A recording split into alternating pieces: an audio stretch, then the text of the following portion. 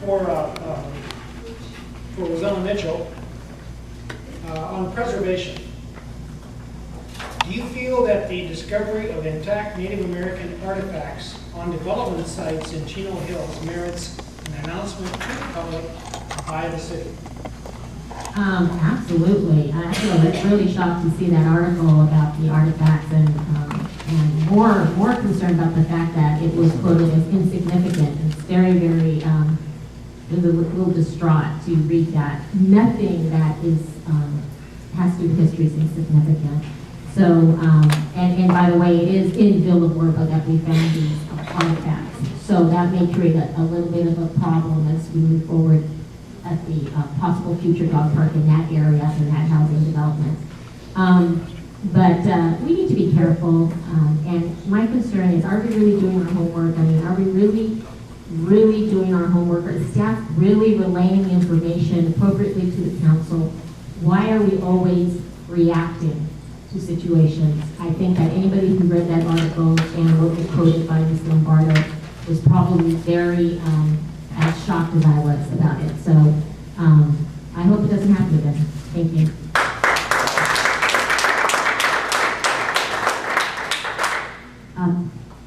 Reading the article and asking some questions, I understand why the artifacts were considered to be insignificant, and I understand that Ms. Lombardo was speaking from a professional point of view from that aspect of the artifacts were brought there. They weren't native to the area. I was very disappointed at the choice of wording and how that was presented to the public. While having a professional observation, accommodation on things is one thing. Interacting with the public, and we're finding this in a number of instances, we are not speaking to our audience in a manner that is appropriate. If I was a Gabrielino Indian heritage, I would have been highly offended by those comments.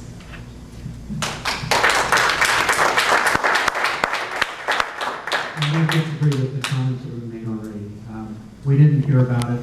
I guess Joanne deemed it insignificant, so no one on City Council, to my knowledge, was informed of it before the article came out. And I'm glad that any project like this, because Chino Hills had a number of, with the tribe, but they had a number of villages around the hills, and because of that, they bring in someone to monitor the situation. I'm glad they're doing that.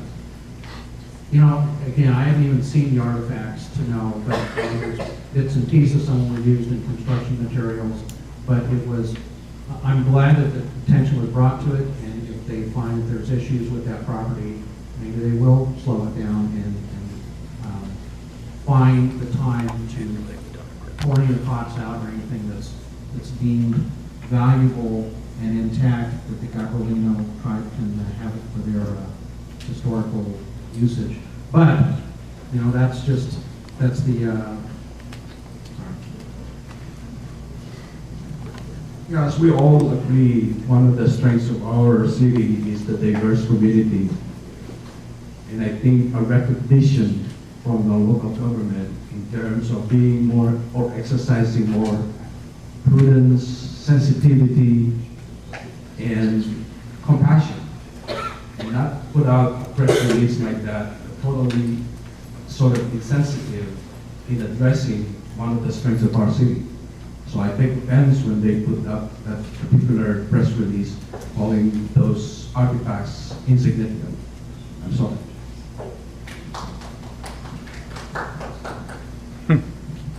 During a council meeting, I requested Mrs. Lombardo to explain her position, which she did. It was a definition as far as her explanation of the artifacts. But I was happy that there was notification of the area representative from the Indian tribes that basically we were communicating with them and they knew about them. So the wording, poor wording choices, I apologize, I'm on the council, and Joanne does work for the city. She's a great lady, and hopefully we as a city learn from this, and hopefully in the future, if this was to happen, the words will be chosen a little bit better. Next question will go to Debbie Hernandez. Has to do with water. The drought is the worst in our lifetime. It will affect the quality of life in our community. What do you think we need to do to address this problem? We need to approach this on multiple levels, not just as a city, but as a county and state as well. Building more infrastructure to capture what rainwater we get would be helpful. I know that the city is starting to look at many of our parks and areas and taking out grass areas where no one walks, no one uses that area, and replacing it with native plants, things that require little to no watering, and I very much support that. I also would like to see us expand our use of reclaimed water. That way we're not using all the potable water that could be going to family homes. On the city council, as I read earlier, I'm the water guy. So, I like to walk the walk also and promote the city to do anything they can for conservation purposes. First of all, this region, the Prado region, actually has a fair amount of water compared to other places. We recapture and re-inject almost more than any other area in California. So we're pretty proactive in that. As a region, reclaimed water, yes, we're trying to expand infrastructure. That's why our water rates are going up, so we can put in more infrastructure and access IUA's water. But I'll tell you, we're doing a great job compared to other communities, and it's been acknowledged by many entities that Chino Hills, when we went into a stage 2 alert several years ago, our citizens responded, and they responded so well that if there was a mandate to cut water usage by 20% by 2020, we're about 17%. Already some cities are at 4, 5, 6%. We've been very proactive. Well, Peter, I beg to differ. Because the city council is directing residents to reduce water and other utility consumption, while they simultaneously work to bring thousands more residents into our already burdened eco-structure. Yes, we need to contribute, residents need to contribute about not wasting water.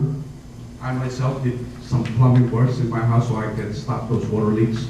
But the city council is not doing anything really by giving us more residents into our community. We are already burdened with this water shortages, and yet this building more houses to me is not comprehensive enough that they should address, along with building more houses, and how we can deal with the water shortage.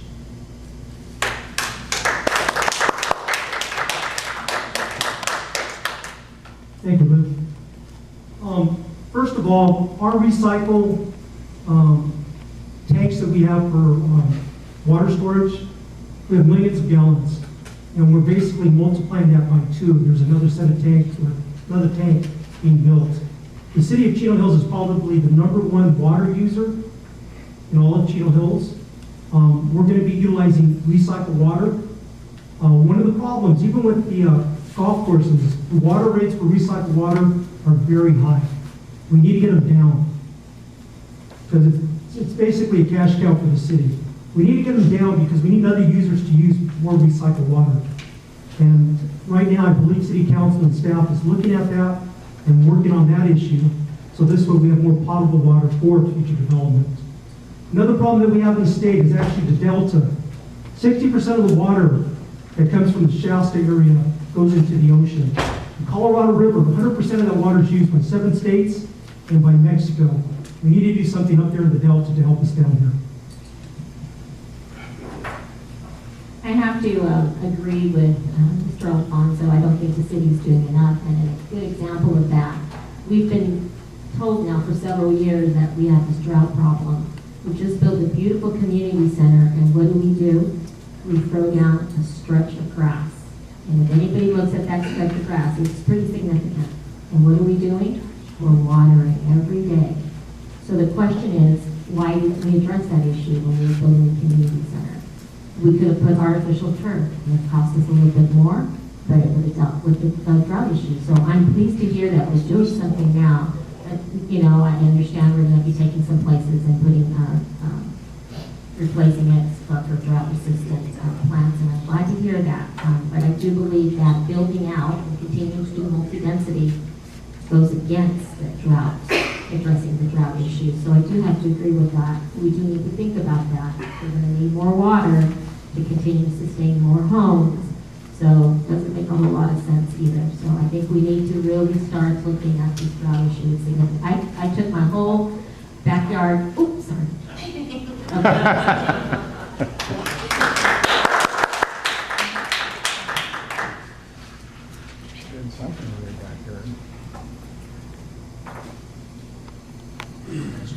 This, I would agree.